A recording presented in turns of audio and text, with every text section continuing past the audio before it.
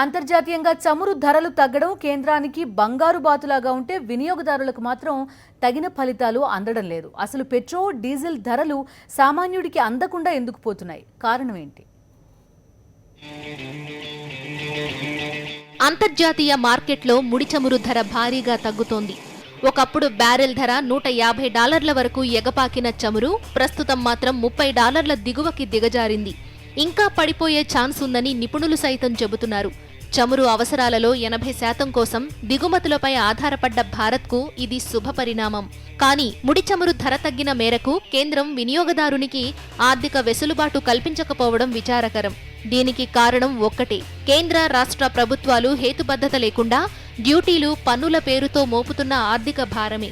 గత 18 నెలల్లో ముడి చమురు ధరలలో 23% తగ్గినా వినియోగదారులకు అందిన ఫలం మాత్రం కేవలం 4% మాత్రమే.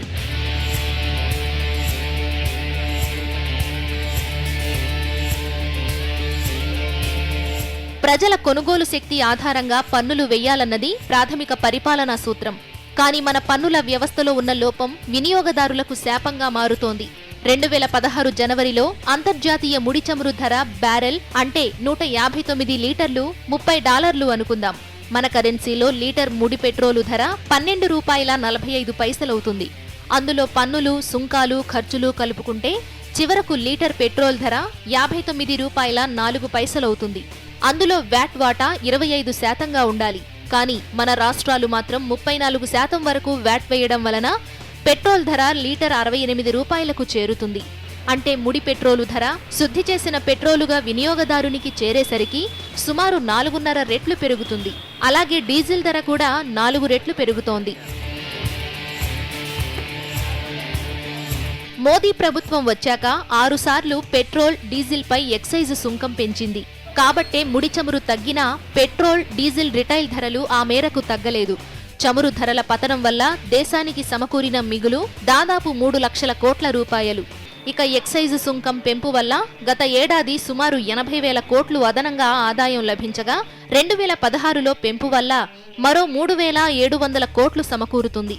ఈ ప్రభుత్వ తీరుపై ఎన్ని విమర్శలు చెలరేగినా కేంద్రం లెక్క చేయడం లేదు.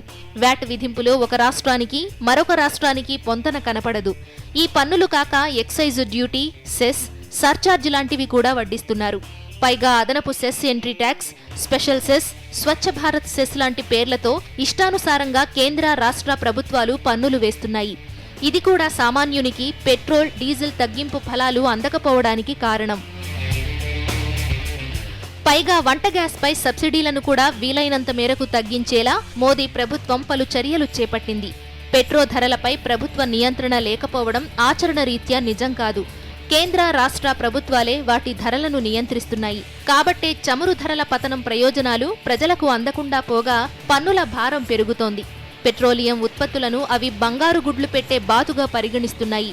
ఇప్పటికైనా ప్రభుత్వ ధరల నియంత్రణకు చర్యలు చేపట్టి ధరలు తగ్గించే ఏర్పాట్లు చేయాల్సిన అవసరం ఉందనేది నిపుణులు చెబుతున్న మాట.